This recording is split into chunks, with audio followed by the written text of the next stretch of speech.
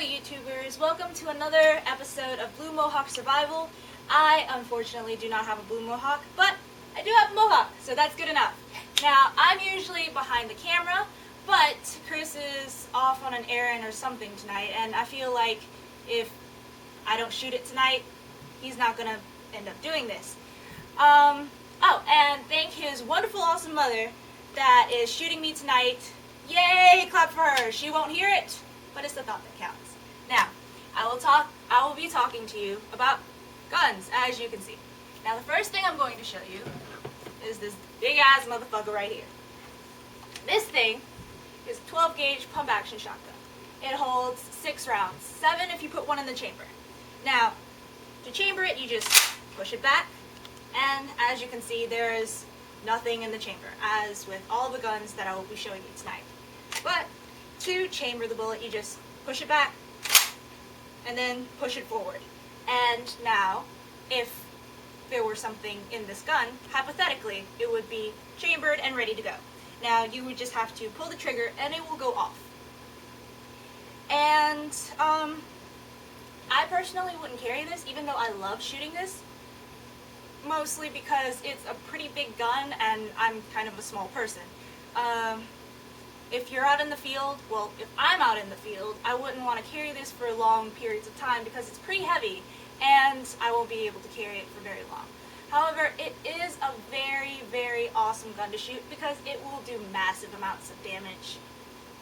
But it is a close range weapon, so it will only do massive amounts of damage accurately up to about 20 yards. After 20 yards, you may or may not hit what you're aiming for. You can, as with the shotgun, you can put buckshot, double-aught buck, triple-aught buck, or slug. Oh, and birdshot. But birdshot is very small pellets, so I don't know if you want to use it or not. And even though this is pretty heavy, there are things that you can do to it to take off weight from it. There are buttstock modifications and barrel modifications. With the buttstock, it's just something lighter that you replace in right here, and with the barrel, it would just make it shorter. And however, if you do choose a shorter barrel, it will make your accuracy a lot less. I don't know the exact percentage, but it does decrease from your accuracy. Because of the shorter barrel, the pellets will spread out faster, and with more spreading, the less accurate it'll be. Well, that's about it for this one. The second gun I will be showing you is another big-ass motherfucker. This is a double-barrel shotgun. This is the revolver of rifles. Every single time you pull the trigger, if there is something in one of these two barrels, it will go off. There is nothing that can possibly go wrong with it. It will fire every single time. Unless if you don't have working parts, then it won't go off. I don't know why you expect it to go off if there wasn't working parts. Anyways, to make this work is very easy. If you don't know how to do this, you're retarded. This lever right here, you just push it forward or backwards depending on which way you hold the gun, and you just break it back. If there were anything in it, but there isn't, you would just take out the empty shells and then pop in new ones. And after that, you just snap it back. Now, put some force behind it because this is a heavy barrel, or barrels. Now, to make it go off, you just push this little button forward, and you can pull 1, 2, or, hold up, okay, or you can pull both at the same time.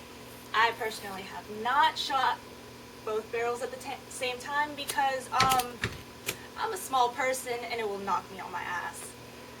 However, if you want to do that, if you have the force behind you to do that, this is better in one way, or in a couple of ways, than the pump action. Simply because it has two barrels, it will that can go off at the same time. It will cover a lot more area than just one single shot. And this is really simple, and it will go off every single time, like I said before. So this would be a good gun for you to carry, if you're okay with 2 shots. Oh, I think I forgot to mention the name. This is a double barrel breakback shotgun. It is 12 gauge. Alright, now on to a smaller gun. This is a 30-30 repeater. This is fun to shoot, personally, because of this little lever thing right here. Now with repeaters, you would stick 3 fingers into the back hole. 3 fingers into the back hole. Anyways, you would put your last 3 fingers into the back hole and keep your pointer finger off of the trigger. I keep it right here. I don't really know where else you would keep it, but keep it right here, and you just push forward, then push back. And this gun, if it were loaded, would be chambered. After that, you would just pull the trigger, and it will go off. And to chamber another round, you would do the same thing. Forward, back, pull the trigger. Now, with this, if you were to chamber a round and suddenly not want to shoot it, you just pull back on this, pull back on the trigger, and slowly guide it up, and it will be good. Now this is a fun gun to shoot, like I said before. Alright.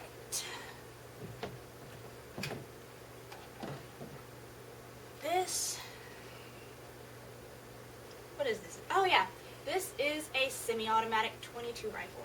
Now if you're looking for something that is extremely accurate, because this thing is, well, any 22 rifle is accurate up to about 200 yards. If you can see it, you can shoot it.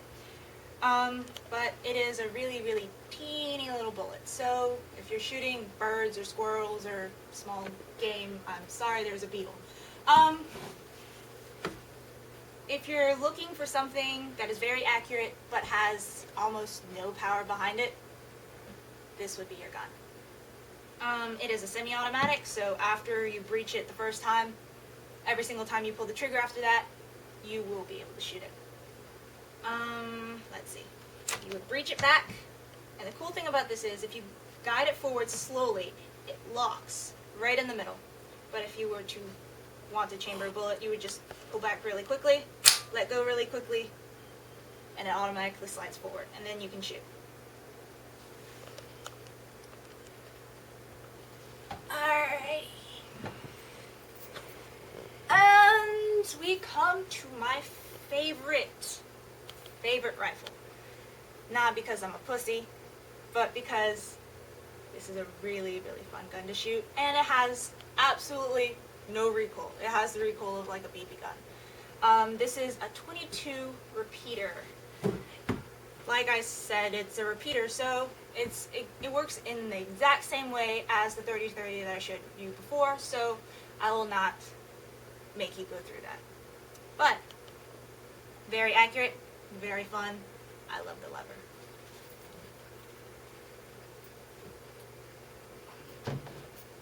Alright, last rifle for tonight. This is, as you probably know, the AK-47. It does not have a magazine in it, so there are no bullets.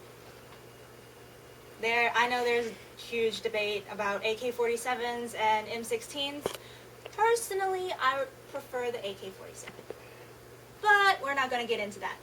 Anyways, the reason why I prefer the AK-47 is because it will shoot every single time you pull the trigger. If there is a bullet in it, it will shoot. You can throw it in the mud, you can throw it in fresh water, salt water, sand, I don't know, you can smear bacon in it, throw eggs, cupcakes, grits, I don't know, something in your kitchen or anything beyond your kitchen.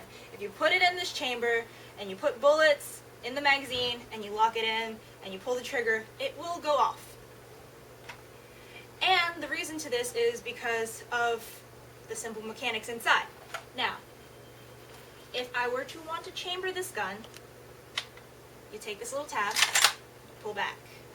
There's nothing in it, but let go, snaps back automatically, and your weapon would be live. And you would just pull the trigger and it will shoot. This is a semi-automatic, so every single time you pull the trigger after the first breaching, there will be a bullet that comes out.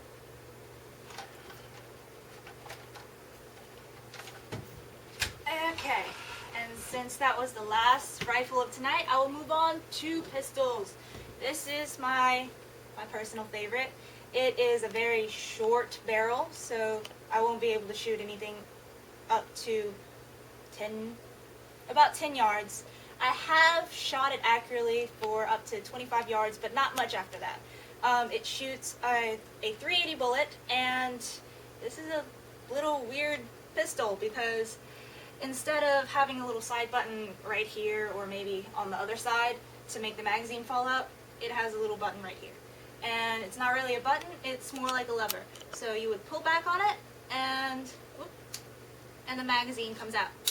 And this magazine holds 6 shots, 7 in the chamber. However, mine came with, I bought it with an aftermarket spring in it, so it only holds up to 5 rounds in this, up to 6 rounds in the chamber. Now to put it back, you would just slide it, it's a little sticky. Slide it, snap it back to make sure it locks on the little lever and to make sure that the magazine doesn't fall out. And to shoot it, you will have to pull it back, let it go, it is breached, and to make it shoot, you will have to make sure that this part of your hand right here pushes down the beaver tail, and then you will be able to pull. Now here is the safety. It will not go all the way up unless if it's breached. I have breached it right now, so this button goes all the way up. However, if it were not breached, it would just hit about in the middle and it won't go any farther. This is a fun little gun, and it is awesome to carry around you for very, very short ranges. So this wouldn't be my primary weapon. And now on to my boyfriend's personal favorite. This shoots a very big fucking bullet. Personally, I think the reason why guys carry around big guns is because they're trying to compensate for something smaller. Anyways, like I said before, this shoots a very big bullet. It is a 1911 45 ACP, which means that it shoots a 45 bullet. Now, if you don't know what a 45 bullet does, it goes in about this big, it comes out about this big.